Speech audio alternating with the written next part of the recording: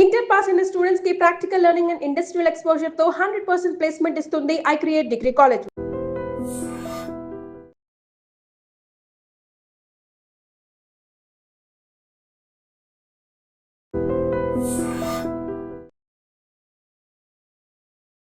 BJP చాలా క్లియర్గా చెప్తోంది, బీఆర్ఎస్ నుంచి 100 మంది లీడర్లు బీజేపీలోకి రావడానికి రెడీగా ఉన్నారు.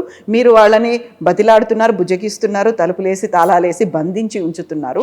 వాళ్ళు మాత్రం టచ్లో ఉన్నారు, ఎప్పుడు ఎనీ టైం జాయిన్ అవుతారు. 100 మంది లీడర్లు 100 మంది లీడర్లు బీజేపీలకి పోవడానికి బీఆర్ఎస్ తరఫు నుంచి ఆలోచన చేస్తున్నటువంటి స్టేట్మెంట్ రామచంద్రరావు గారు ఎప్పుడు ఇచ్చారు? కేటీఆర్ గారు నిన్న కాక మొన్న బీజేపీ నుంచి చాలామంది మా పార్టీలకు రావడం ఆలోచిస్తున్నారని చెప్పి వీరు పొలిటికల్ స్టేట్మెంట్ కేటీఆర్ గారు ఇచ్చారు.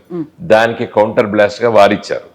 తప్పితే అలాంటి 100 మంది ఎవరు లేరు, పోయేటోళ్ళు ఎవరు లేరు బీజేపీకి బీఆర్ఎస్ తరఫు నుండి. కాబట్టి అది ఓన్లీ ఒక counter reaction to what KTR గారు చెప్పారు. నిన్న కాక మొన్న ఇక్కడ మీటింగ్లో చెప్పాడు, బీజేపీ నుంచి చాలామంది మన పార్టీలకు వస్తున్నారని వారు మాట్లాడారు. దానికి కౌంటర్గా వీరు మాట్లాడారు. తెలంగాణలో అసలు బీఆర్ఎస్ లేదు, ఇంకా ఇప్పుడు మిగిలింది ఏదైనా ఉంటే కాంగ్రెస్ అండ్ బీజేపీ మధ్యలోనే పోటీ ఉంది అనే మాట కార్యకర్తలకు చెప్తున్నారు. 3 కార్పొరేషన్లో మేము గెలుచుకోబోతున్నాము అని. 3 కార్పొరేషన్లో ఎట్టి పరిస్థితుల్లో బీజేపీకి మెజార్టీ రాదండి. ఈరోజు హైదరాబాద్ నగర ప్రజలు కాంగ్రెస్ను ఓడించాలంటే కేవలం బీఆర్ఎస్ఏ.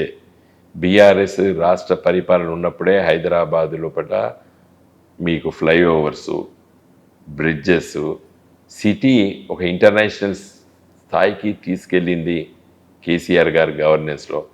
లా and order maintenance, she teams, రాత్రి 12 గంటల కూడా అమ్మాయిలు మరి పనిచేసుకునేటువంటి ఆ నమ్మకము, తర్వాత ట్రాన్స్పోర్ట్ సిస్టమ్, తర్వాత రోడ్ లేయింగ్, తర్వాత హైదరాబాదు నగరాన్ని ఒక కాన్ఫిడెన్స్గా, అంటే బెంగళూరు సిటీకి ఐటీ సెక్టర్ లోపల ఒక కాంపిటేటివ్గా తీసుకొచ్చి దాన్ని అధిగమించడం. ఎంప్లాయ్మెంట్ లోపల బెంగళూరు కంటే కూడా హైదరాబాద్లో ఎక్కువ ఎంప్లాయ్మెంట్ ఇచ్చడం.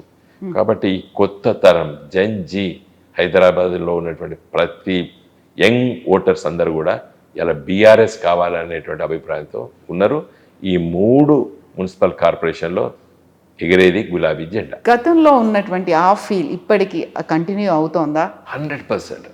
ఎందుకంటే ఈ కాంగ్రెస్ అధికారంలోకి వచ్చిన తర్వాత ఇంకా నమ్మకం కుదిరింది, పని చేస్తే బీఆర్ఎస్ ప్రభుత్వమే చేస్తుంది అనేటువంటి విశ్వాసం ఇంకా ఎక్కువ కలిగింది ఈసారి. ఇది కాంగ్రెస్ ఫెయిల్యూర్స్ వల్ల. ఇలా కాంగ్రెస్ గవర్నమెంట్ వచ్చిన తర్వాత హైదరాబాద్ సిటీలో ఒక్కటంటే ఒక్క చెప్పుకునేటువంటి పని కాలేదు, అభివృద్ధి కార్యక్రమాలు ఒక్కటంటే ఒకటి కాలేదు హైదరాబాద్ నగరంలో. ఇంకా వారు ఏం చెప్పినారు, రేవంత్ రెడ్డి గారు విజన్ 2047 అనే డాక్యుమెంట్ రిలీజ్ చేసి రింగ్ రోడ్, ఓఆర్ఆర్ లోపల అంతా కూడా కోర్ అర్బన్ రీజన్ ఎకానమీ అని, తర్వాత 3R వరకు పెరీ అర్బన్ రీజన్ ఎకానమీ అని, ఆ ఏదైతే రీజనల్ రింగ్ రోడ్ అవతల భాగం రూరల్ తెలంగాణ అని ఓ నామకరణం చేశాడు. ఎవరో చికాగోలో లేకపోతే ఎక్కడో కూర్చొని ఈ కన్సల్టెంట్లు ఉంటారు, వాళ్ళు రచించినటువంటి గ్రంథాన్ని ఈయన ఆవిష్కరించాడు ఇక్కడ విజన్ 2047. అది చూసుకున్న తర్వాత చాలామంది నవ్వుతున్నారు. ఇవాళ హైదరాబాదు తదనంతరము యావత్తు తెలంగాణలో ఒక అర్బనైజేషన్ అయింది. ఇలా Telangana is urban state, next Tamil Nadu, Maharashtra, తర్వాత తెలంగాణనే. మరి దీన్ని ఆ విధంగా ఆలోచన చేయకుండా నిర్వీర్యం చేస్తున్నాడు రేవంత్ రెడ్డి. కాబట్టే ఫ్యూచర్ సిటీ అన్నాడు. Rome was not build in a day సామెత చిన్నప్పటి మనం అందరం చదువుకున్నాం. ఒకరోజు నగరం అభివృద్ధి కాదు, నగరాలు విస్తరిస్తాయి. నువ్వు పోయి నగరం కడితే కట్టలేరు. అట్లా వెనకట ఒకసారి గాంధీనగర్ కట్టారు, ఏది గుజరాత్లో ఇప్పుడు క్యాపిటల్ సిటీ అని కట్టారు. గాంధీనగర్ పొద్దున పోతారు, రాత్రి ఊరికి వస్తారు మళ్ళీ అహ్మదాబాద్కి. కాబట్టి సిటీలు కట్టరు, సిటీలు దానంతరనే నిర్మాణం అవుతుంటాయి, డెవలప్ అవుతుంటాయి. అది కూడా ఆలోచన లేకుండా ఇలా అనే ఫ్యూచర్ సిటీ అనే ఒక కాంటెక్స్ట్, ఇవన్నీ కూడా ప్రజలకు నచ్చడం లేదు. కాబట్టి హైదరాబాదు, మల్కజ్గిరి, అదేవిధంగా సైబరాబాద్ మున్సిపల్ కార్పొరేషన్ లోపల బ్రహ్మాండంగా బీఆర్ఎస్ గులాబీ జెండా ఎగరేస్తుంది. మున్సిపల్ కార్పొరేషన్ కైవసం చేసుకుంటాం మేము ఈ 3. పొలిటికల్గా కూడా ట్రెమాస్ అనేవి కనిపిస్తున్నాయి అనే మాటతో పాటుగా ఈటెల రాజేందర్ని సరికొత్తగా మళ్ళీ మినిస్టర్లోకి తీసుకోబోతున్నారు అనేది సెంట్రల్ గవర్నమెంట్ దీన్ని అబ్జర్వ్ చేస్తోందా, లేకుంటే కేంద్ర బీజేపీ నాయకత్వం దీన్ని చూస్తోందా అసలు? నేను పెద్ద అట్లా చూస్తున్నాను అనుకోను. ఎందుకంటే రెజలర్ ఉండే పేరు బ్రిజేష్ బ్రిజ్ మోహన్, ఆయన మీద 10 మంది ఆడవాళ్ళు వేస్తే కూడా ఏం చేయలేదు. మార్పులు చేర్పులు అనేవి ఉంటాయి, ఎందుకంటే తెలంగాణలో ఫోకస్ అనేవి ఉంది కాబట్టి. ఎవ్రీ 2.5 years కి క్యాబినెట్ రీషఫల్ అవుతుంటది. దాంట్లో మరి ఏం జరుగుతుందో నాకు తెలియదు.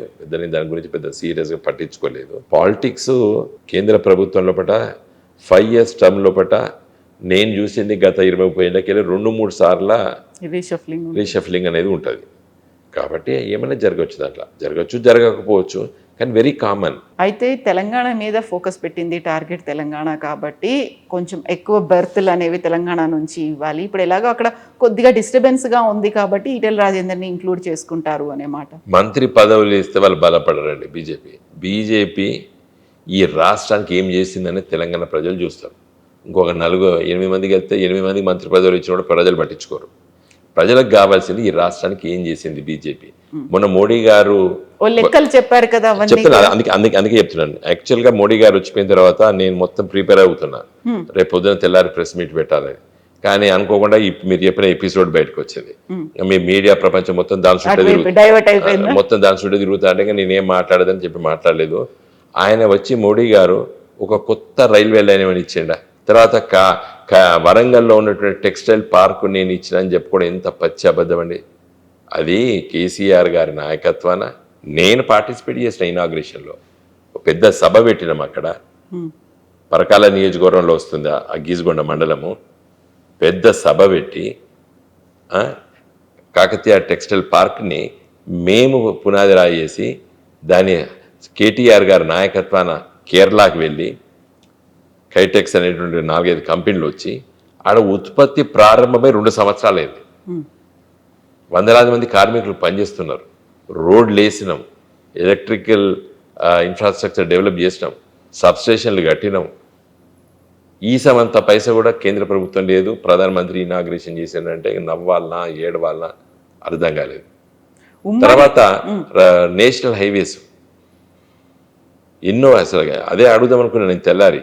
కరీంనగర్ నుండి 2 జాతీయ రహదారులు ఇన్ ప్రిన్సిపల్ యాక్సెప్ట్ అయి ఉండి ఇప్పుడు 7 సంవత్సరాలు అవుతుంది. నా పార్లమెంట్ 2019 వరకు, నేను అప్పటి వరకే ఇప్పుడు కరీంనగరు, వేమరవాడ, సిరిసిల్ల, కామారెడ్డి, పిట్లం, కరీంనగర్ నుంచి వెళ్ళి జంబికుంట మీదకి వెళ్ళి సీరోంచ వరకు ఒకటి, తర్వాత జనగామ, దుద్దెడ, సిద్దిపేట, సిరిసిల్ల వరకు శాంక్షన్ అయింది. ఆ సిరిసిల్ల టు కోరుట్ల వయా వేమరవాడ చేయాలని చెప్పి ఇవన్నీ పెండింగ్ ఉన్నాయి.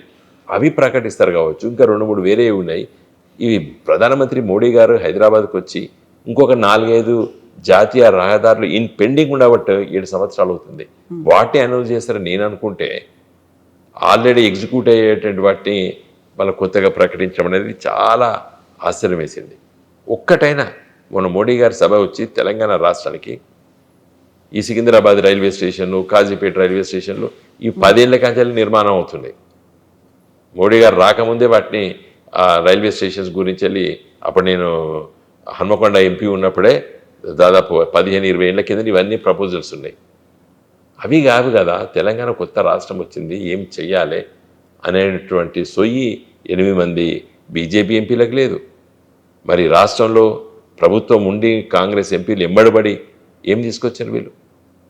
మేమున్నాం, all India institute of medical sciences మన విభజన చట్టంలో తెలంగాణకు లేదు, అది ఆంధ్రప్రదేశ్కి ఇచ్చిండ్రు. మేమందరం ఒంటి కాలుపైన కూడా ప్రొటెస్ట్ చేసినాం, లోక్సభలో కొట్లాడడం తీసుకొచ్చినాం, ఇలా సాధించినాం. చాలా సంతోషం. రోజు 2000 మంది ఓపీ పేషెంట్స్ బీబీ నగర్లో చూస్తున్నారు. కాబట్టి సంథింగ్ ఏదైతే రాలేదో అది తీసుకొచ్చినప్పుడు చెప్పుకోవాలి తప్పితే, కానీ ఉండే రోజు రెగ్యులర్ నేను జాతీయ ఉపాధి హామీ పథకం పైసలు ఇస్తానా, లేకపోతే పెన్షన్లు ఇస్తున్నా, ఇవన్నీ వెరీ కామన్. నువ్వున్నా నేనున్నా ఇంకో రేపు ఎవడో కొత్తోడు వచ్చినవి ఆన్గోయింగ్ స్కీమ్స్. ఆన్గోయింగ్ స్కీమ్స్ డబ్బులు లెక్క చెప్తారు వీళ్ళు బీజేపీ వాళ్ళు.